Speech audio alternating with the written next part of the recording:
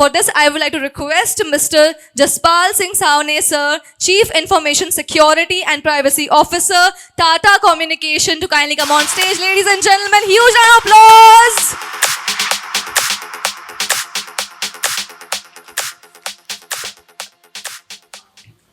Okay, while this gets set up, we came out of a very exciting and activity-filled session, so everybody is quite awake and alert. I know afternoon gets a bit dreary and dry, and then there is good lunch waiting on that side, so there's some hope. The previous session was very interesting, and I enjoyed it thoroughly. It's so difficult to disengage from a topic like threat intel, dark web, and so much of tradecraft there. So my topic today is revealing the dynamic landscape of APTs, and talk about some defense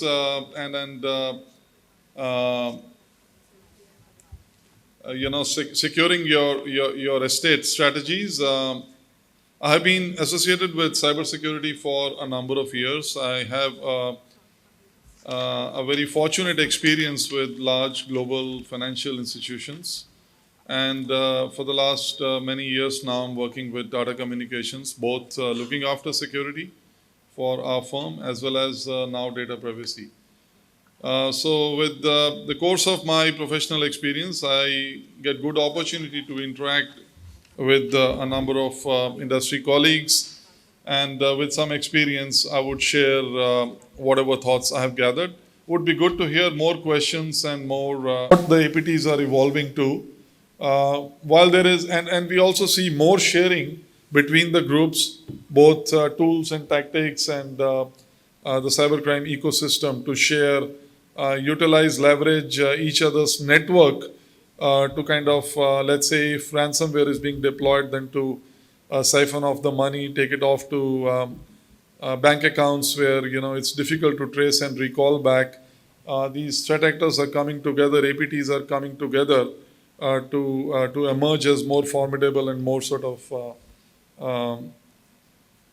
effective menace for the industry to deal with. So what can we do? I think most of you would be working with many of these tactics. I tried to jot down some of them. It was being discussed in the previous session, defense in depth is usually what works good. Never rely too much on just a certain type of security defense, whether it's for detection, whether it's for prevention or recovery. Create a sort of a layered sort of security architecture, and see you got enough resilience and enough sort of backup for technologies at an endpoint level, at a network level. Strengthen, invest into your modernizing your threat intel platforms. It's not just I think this point was also being discussed in quite some detail in the last session.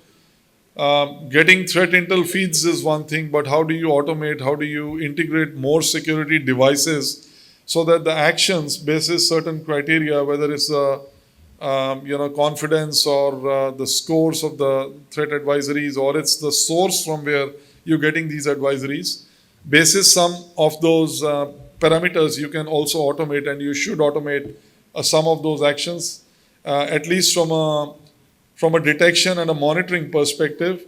Prevention and blocks, it's always tricky. You got to go careful. You can't automate too much of blocks. Yes, you must do some IOC, some Sigma rules. A lot of this also gets built into tools and technologies like EDR. Most organizations have begun to deploy these as an advanced form of protection on the endpoints and the servers.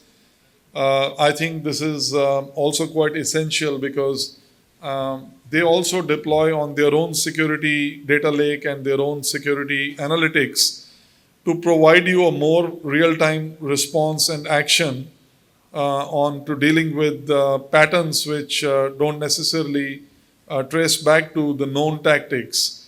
And this is also one of the sort of differentiators for the APTs, that they don't necessarily use the same attack signatures or attack vectors. So making IOCs and depending only on IOCs becomes very difficult. This is where use of Sigma rules, use of EDRs, use of more analytics and AI/ML comes more handy. While we are looking at the endpoints and the servers and looking at specific sort of activity at the OS level, in the memory, bad things getting loaded and trying to bind, create fileless malware and all of those things. Don't forget your network.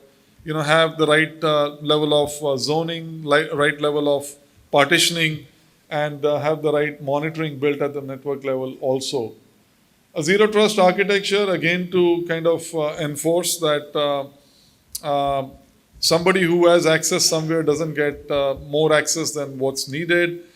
Whether it's policy-driven access, looking at the channel which is being used to connect, the location from where the connection is being initiated, deploying technologies like SASE in conjunction, I think is some of the evolving things. Of course, not everything is in a perfect state of maturity. Some of these technologies are new, slowly, steadily adapting them in conjunction with what you have.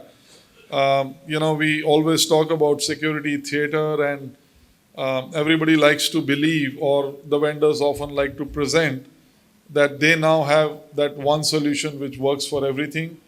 I think as people who are responsible for choosing the right level of security for your organization, it's always advisable that you go slow, steady, and careful in picking what tools you choose and how they work in conjunction with each other. That's the most important thing, because you would never have one solution which can cover all the scenarios at the same time.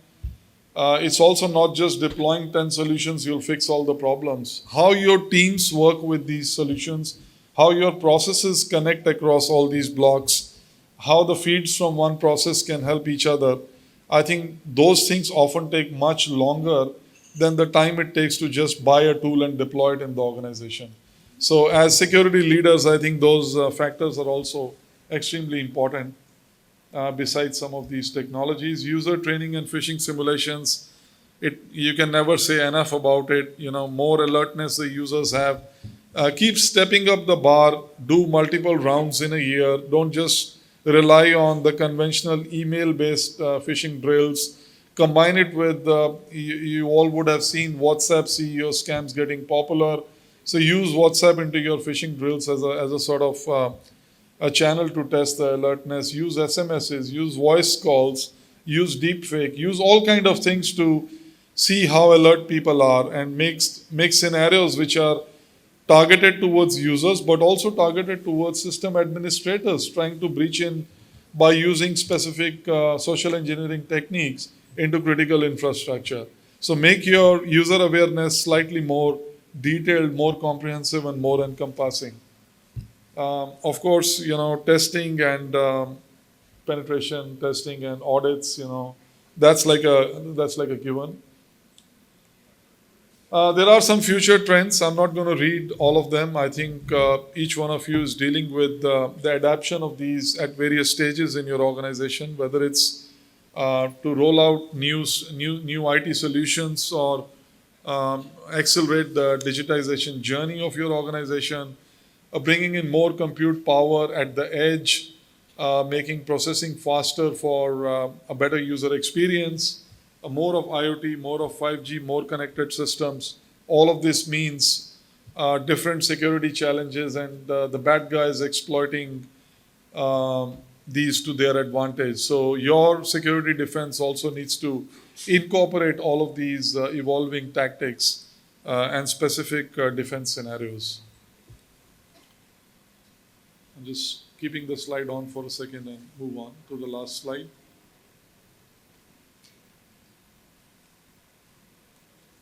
So I often end the discussion with this slide.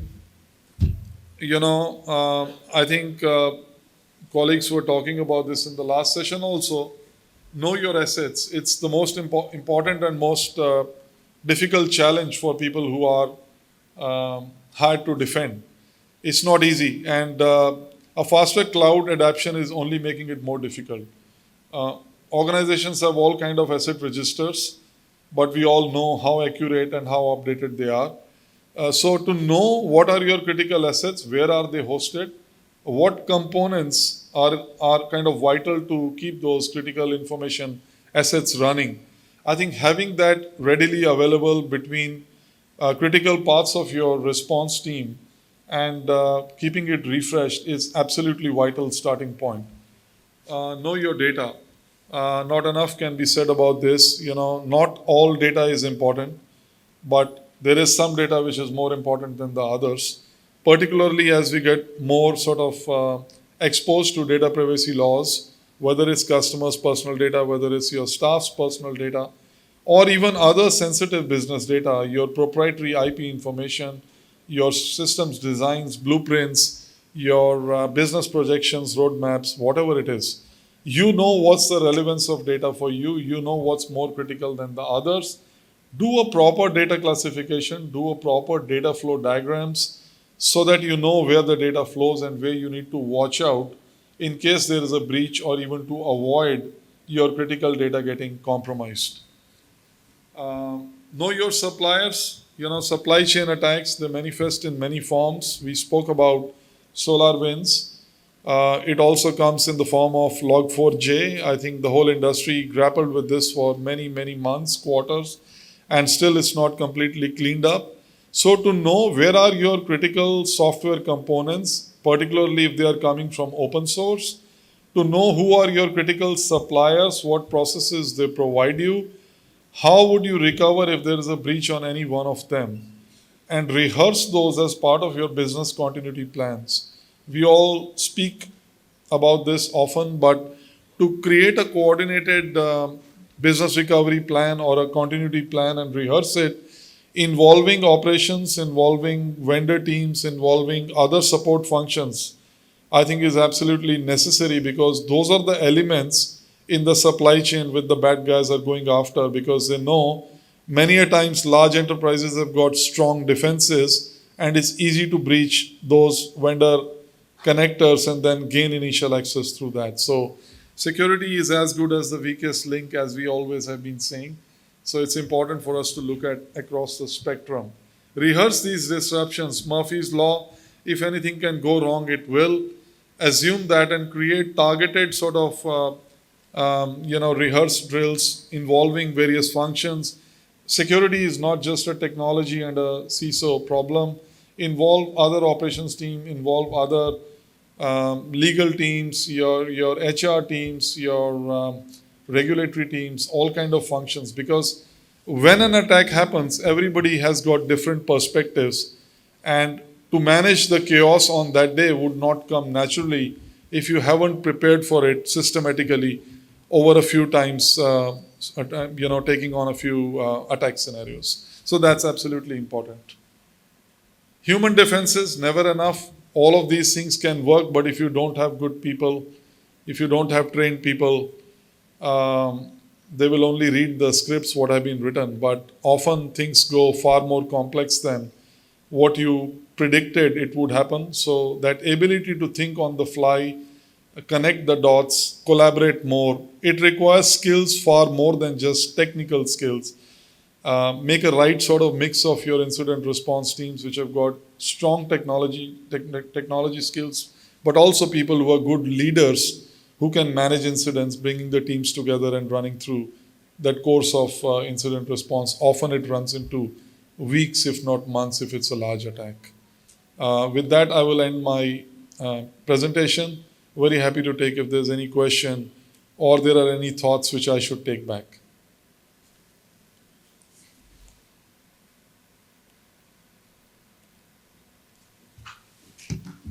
Okay, thank you. Thank you so much, sir. Now I would like to request Augustine Kurian sir to kindly come on stage and present the certificate to our speaker.